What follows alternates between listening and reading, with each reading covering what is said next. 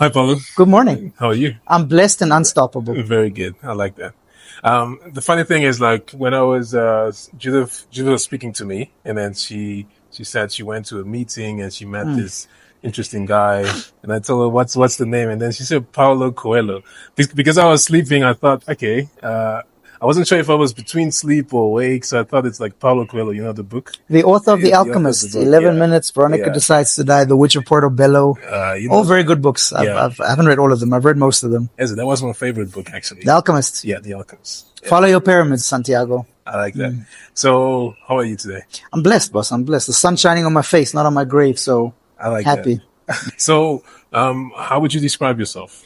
Dynamic, creative, I don't know, innovative. How do you ask anyone to describe themselves? No one will ever be honest. Is it? It's in Peter Drucker's book, Managing Oneself. You can ask someone, what are your strengths? And they'll give you one or two. But as soon as you say, what are your weaknesses? There's a laundry list. We tend to focus on our weaknesses more than on our strengths. And it's the wrong way of thinking. Yeah. But the funny thing is, when I ask people, how do you describe them? How do you describe yourself? A lot of people go straight to what they do. Like the career. My career doesn't define me. Nice. Because I don't know. I do a lot. That's the challenge. So I can't just say one thing. Marketing manager, MC, stand-up comic. I sell luxury watches. I have a digital marketing agency, venturing into hazardous waste management and PPE. So entrepreneur, I guess. Entrepreneur. Yeah. Where did that come from? Being Portuguese, I guess. Well, I just grew up, you had to hustle. You want something, you go work for it. You don't wait for it, you go work. Yeah. So yeah, I think that's one of the things. Growing up in Namibia, you just always had to work for what you wanted. You couldn't just expect to get it. Yeah. What was your first venture in entrepreneurship? What was the first thing that you did? Well, I used to stock the shelves of a small Portuguese mini market. But after that, first real venture was I used to sell pizza slices at school and expired goods that I found from a lady in Prosperita. So expired chocolates and Tic Tacs. I used to sell those at school. Then I used to import cars. I had a taxi. I had a Shabin when I was in college. Yeah. A Shabin when you were in college? Yeah, I had a small little bar. Where was that? Hans Oedup Street in Karatura. Wow. Lucky's Bar, number 7. Wow. Yeah, me and a friend of mine, a partner. Wow. So, so I can see you have a lot of energy. Is that what propels the entrepreneurship spirit? Because I think a lot of entrepreneurship would be something that's really difficult because you identify a problem and you have to find solutions to solve the problem. But it can be quite difficult. So if you don't have that, because you're going to hit a lot of failure. A lot of the times, very quickly, you have to fail forward. And the challenge is it's keeping that same enthusiasm as when you started. That's character for me. It's not losing the excitement of the moment when you decided you're going to do something after it doesn't go your way. You have to keep that same excitement. So yeah, I have a lot of energy. I'm always, just a zest for life, man. I want to keep going, keep trying new things. Yeah. You don't know enough to know enough. So just try new things all the time. Yeah. And pause. Yeah. So sticking to what you started initially, like what I found to be difficult, especially in the start. In the start, you get filled with excitement and emotion, and it feels like this is the one thing that you would be doing for the rest of your life. And then you start, and somewhere down the line, you lose that thing. How do you keep it? Do you write it down? Do you write what excited you first? Yeah, usually I do that. I have a journal. I keep a journal for every year. And I differentiate things between ideas and action points because you can have a good idea that might not be applicable now. So you just revisit it later on in life. This is something that's unrelated. It happened to me last week. Friday the 13th is considered an unlucky day. Yeah. For me now, Friday the 13th, I will consider a very lucky day because I have legs. I was involved in a car accident. Really? Yeah, no, it's fine. Rode off my car, climbed out. Things are okay. I was alone in the car. I'm blessed. Next day, went to a football match. Next day, Sunday, ran a 10K. Next day, went to the gym. Why must I let it affect me? Yeah. That accident happened on Friday. People were like, on Friday. People were like, why are you here? Go home and chill. I'm like, chill for what? Then I have to dwell and relive it in my head. Wow. We move on. I can't sit. It's 90% how I handle it. How I handled it was I had to stay physically fit. I had to keep moving. I'm not going to sit at home on the couch and cry about boo-hoo. I'm happy that I was alive. Had I been a meter and a half in this direction forward, would have been a completely different story. And that's why I'm focusing on the fact that I'm alive. I'm not, oh, great, the car's gone. Get another one. Nice. Yeah. Where does that mindset come from? Mindset is very difficult. It's not everyone's born with it, but you can develop it. In Carol, I read a lot. Carol Dweck's book, Munchkin. Thank you. Vai de volta. Vai de volta. Sorry, guys. I apologize. Yeah. in Carol Dweck's book, Mindset, she argues that there are two types of mindsets in this world. It's a fixed mindset and a growth mindset. A lot of people have a fixed mindset. I'm like this. It's not going to change. This is how it is. Whereas you can have a growth mindset that you're constantly learning. I can't read fast yet. I can't do this yet. You can always grow, and you don't need to take advice from anywhere. When you're in the gym and someone smaller than you comes to you and tries to give you advice, you're like, keep an open mind. It might help, it might not. Or a bigger guy, have a growth mindset. My mindset is just that I never wanted to give up, because a lot of the times in my life, I was told I couldn't do things. Yeah. Either, you're white, or you're this, or you live in this neighborhood, or you're too short, you're too small, just go and prove them wrong. Yeah. Yeah. So take your weaknesses and sort of change your mindset to figure it out in a good way. Absolutely. Yeah. Always. Like You're that. adaptable. You're flexible. You can move. Yeah. You've obviously gained a lot of knowledge by the businesses you've been running. What are some, I don't want to say tips or tricks, but what are some sort of mindset formulas that you can have if you're trying to start a business? Don't wait. That's the thing I always tell people, like my mentees and the business partners. Let's wait for this to get that. Start now. Why must we wait? Just get the ball rolling. It's all about momentum, and things in motion tend to stay in motion. Things that aren't moving don't tend to start motion. So you need to stay in motion. Keep trying. And if you have an idea, figure out how you can make it work. It's just all about flexibility. That's why my one company, the digital agency, we had to pivot. So we just changed the name from what it was to Foxglove, because we moved like a fox. We're agile. We had to pivot a few times, and a glove because we cover all your marketing needs like a glove. It's also a very poisonous flower. That was the double entendre there. So stay flexible and be ready to pivot. Not everything's going to go the way you want it to go. Yeah, that's nice. I like to see the whole business thing as a journey, right? So this first thing that you gave, this is what gets you in the door. Yeah.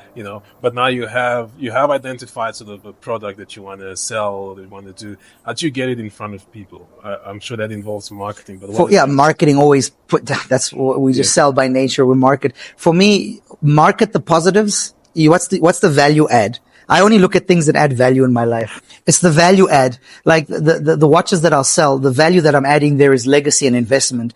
A watch that you buy today for this price will increase in value over time, or it's legacy. I have a Rolex from 1942, was my grandfather's when he opened his first butchery here, gave it to my dad, who gave it to me, and I have to give it to her. I like that, because most of the time when you say marketing, what people think of is just posting. So they think it's just having a social media page. You just post. No, it's everything. Well, in one of the articles that I wrote, marketing is it's the variety of things. So the circus is coming to town. You put up a poster, advertising. You get people to come to the event and actually pay for a product that is more sales that was happening through the advertising.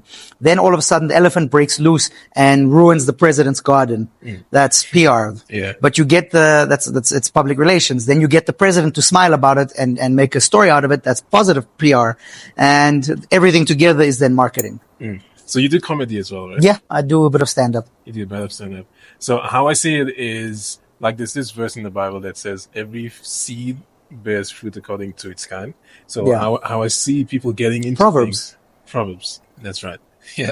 Okay. How I see people getting into things is the more you consume something, eventually. So there's this formula, which is, I think it's be, do, have. So first you have to become the person to do the thing, and then have the thing that you want to have. That's true. It's identity drives behavior. Nice. That's what it is. Because if people, someone will come to me and say, I'm a smoker, but I'm going to quit, and then lights up a cigarette, you're not going to quit, because your identity is I am a smoker. As soon as you say I'm not a smoker, I just happen to smoke, you'll get to quit. I'm an athlete. I go to the gym. It's your identity will drive your behavior.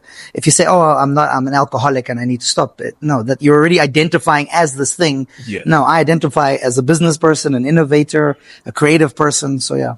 But yes, planting the seeds that bear the fruits. Yeah. So that makes me ask, what comedians got you into?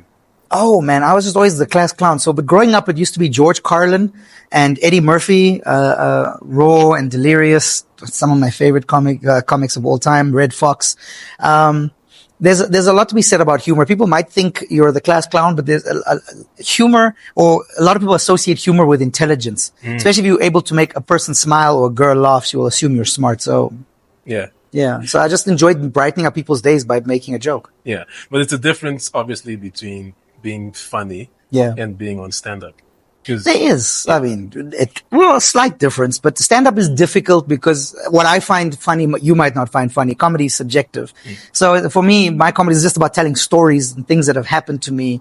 Like growing up with a Portuguese mother that could hardly speak English in Namibia, it's fun times. Yeah. So how do you create a story? There's rules. There's the rule of three. You always have to have three examples. Then you have observations that you make that you just try and overemphasize, and you just add more details to it to make things more funny. Like, I don't know, we could joke about anything. My recent stand-up comedy act, I was talking about the fact that the woman went to space. All female crew. Katy Perry was on it. Don't know why. They went up for 11 minutes. It's like they just went up to high five the sky. The reason they came back earlier is because there wasn't a man to argue with, so they had to come home. Things like that. But you break it down into a story that was like 11 years of prep and this all this training and all the development of the project, and just for 11 minutes I spent longer time at Hosea Kotako's runway than they did in space. It's unnecessary. Nice. I sort of see the connection now, because it's like, obviously you do marketing, you do business, you do comedy. It all seems to be like a narration, like a story that you're telling. So it might seem as though comedy is something else, but I'm sure that skill that you've gained there helps you with the digital. Well, it helps me sell, helps me talk to people, open conversations. It's about building a brand story, and my brand story is to build brands and to build stories. I get annoyed when people just have a normal logo, but there's no brand, there's no essence. Case in point, what we were talking to Judith about the other day is I saw a guy at a city market that was selling raw Zambezi honey. He had a table, a couple of jars, and a piece of cardboard that said raw Zambezi honey. And I went to the guy and I gave him a card because I was telling, he told me the story. He does it in his garage. His family helps him. They have the bees, they're an apiary. They process the honey, they package it. And I'm like, well, that's your story. You're just giving me a cardboard that says raw honey. I want to know. So we talked about it. I said, look, we'll design you a logo, Zambezi honey. We'll create the story. It's a family owned project that you started at this, and it's legacy because you're going to leave it to your kids. Your children's children are going to be selling honey. You need to start getting it into stores, not just one city market. Go knock on Super Spa's door. Go knock on OK Foods and all these places and get it onto the shelves. Get it out there, but build the brand. Where does the honey come from? The mighty Zambezi River. It's got better water quality, which helps the bees get better pollen for better honey. Like, it's a whole build the story. I want to know it. I know it's honey. I know it's raw honey. Where does it come from? How is it made?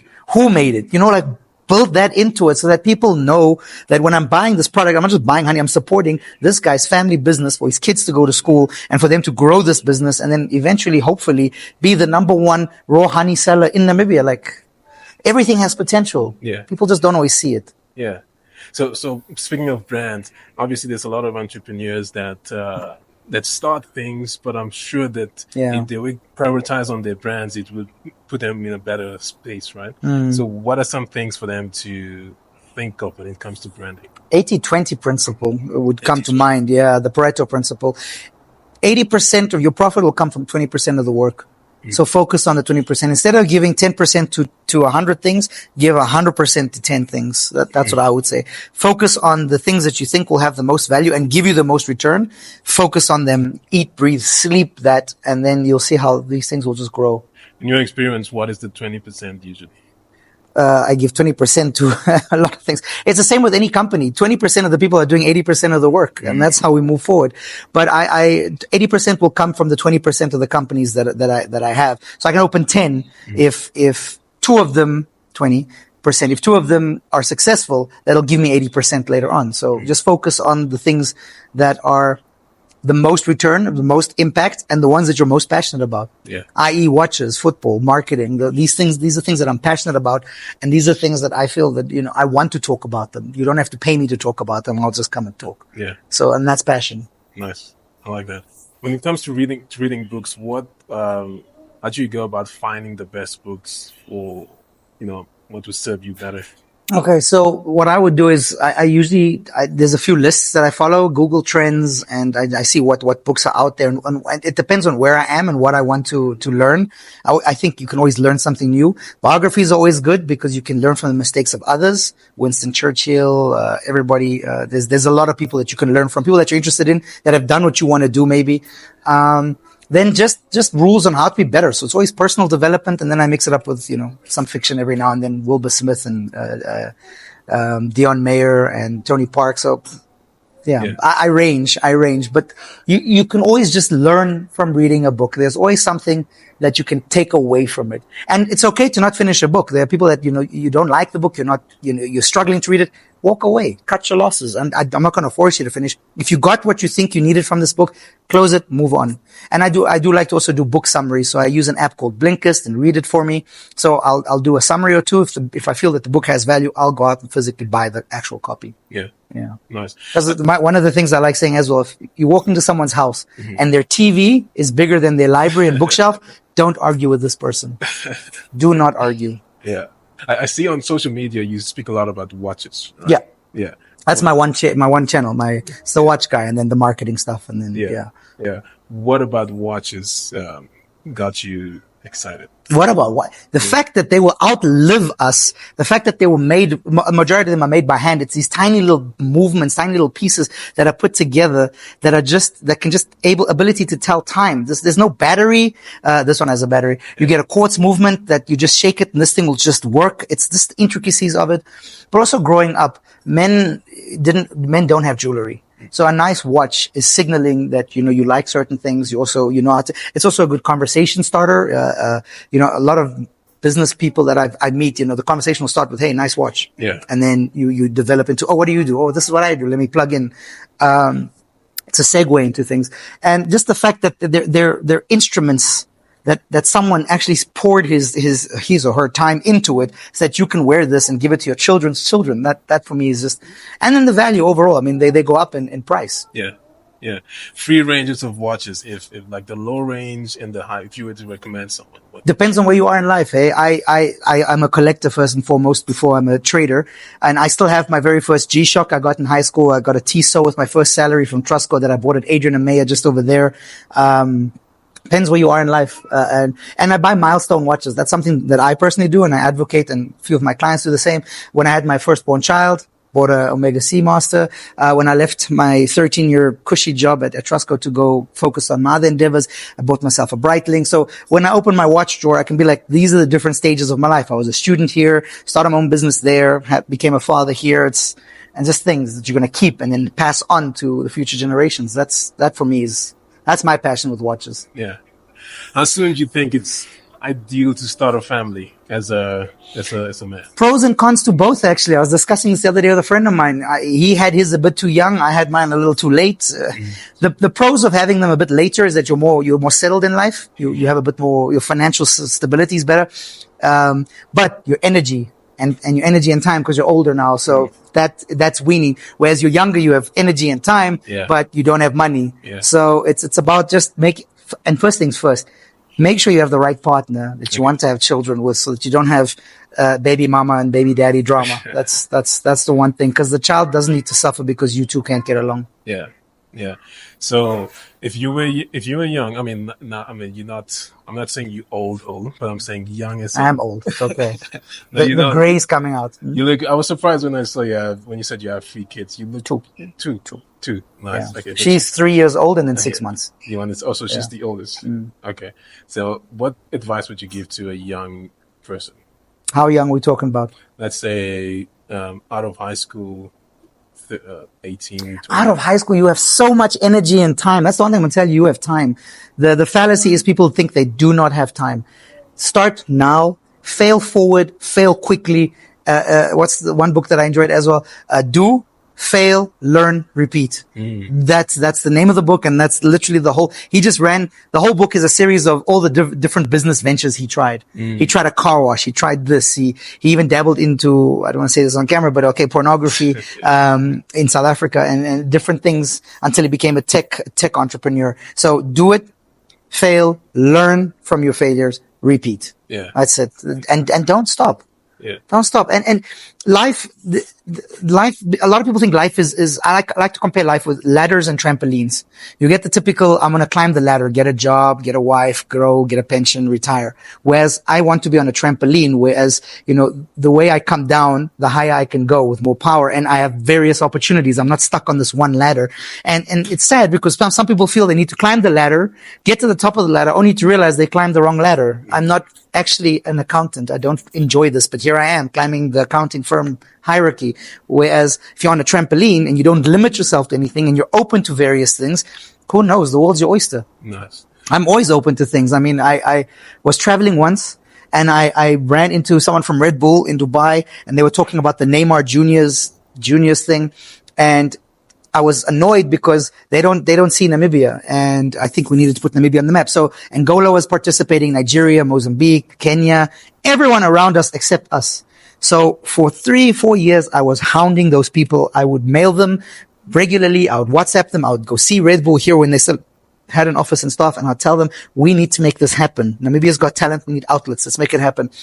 You're never going to get it off the ground. It's never going to work. Namibia's too small. 2018, they said, can you do it? I said, give me a budget and just step back. Watch me. And we got it done. 2 years before COVID killed it. Namibia participated in the Neymar Juniors fives. We took the first team from Umuthia to Brazil to go and play. Wow. In Brazil. 2 of those guys got scouted. They had trials. They came back.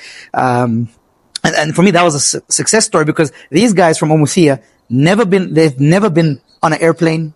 Most of them didn't have passports. Some of them have never been left the north. They came here to come play the finals in Windhoek. 2019, we took a team from Walvis Bay. There was a 16-year-old boy that went with them. Good player. He got scouted to a team in Australia. I think he's still there. And that was the passion of just getting people out and not for once quitting and letting people tell me that I can't do it. Nice. I like that because one of the biggest issues I see with young people is that they spend a lot of time trying to find the best thing to start. It's like, what's the best thing to start? What's the best thing to start? And I see the problem they do is that they think of something and then they spend a lot of time forecasting what's going to happen in between. And then eventually like 5 years goes by and they haven't done anything. So I like those. Paralysis through analysis. You're sitting too long analyzing and then you're just paralyzed. You're not going to go into action. No. Exactly. Same with things that you want in life. I told a friend of mine the other day, shop your dream. Shop your dream. He told me, I want to buy a car. He said it was a BMW 3 Series. You know, he's into this. He's getting a bit of money at work. He wants to buy the car. I said, you know what the car costs? He said, no. I said, have you been inside the car? No. Let's go. I drove him. We went to BMW. I said, get in the car. Told the sales guy, run the numbers for him. Here's his email address. Get the quotes, get the values, the car's going to cost you this much. If you go to the bank, it's good. You got your total cost of ownership, petrol per month, insurance, bank charges. Now you've got a figure to work with. Other than that, you were just saying, I want this car, but you didn't, put your hands behind the steering wheel, see the back of your hand holding that steering wheel, play with the dials and the knobs. Get to feel, you shop it, go for a test drive. Like you want the thing, but you're too afraid to go and touch the thing and see it. No, man. If you see a business or a business owner, call the guy, go to the shop, sit there for a day, watch what's happening and just learn. Shop your dreams. It's actually a lot closer than you think. I like that. Is there something else we haven't spoken about that you would like to see? The watches, business, I don't know. Yeah. Follow me on Instagram, The Watch Guy Nam, or if you need some marketing advice or you need us to help your brand, Foxglove Digital. We'll build your website, curate your social content, and do your digital campaigns. Thanks a lot for making the time. Thank you, guys. And I own a futsal team as well. So if you're free next week, Saturday, Windhoek Showgrounds, EFG Patriots. We're 4th in the log. We're going to still try and make 2nd place. I'm speaking that into existence.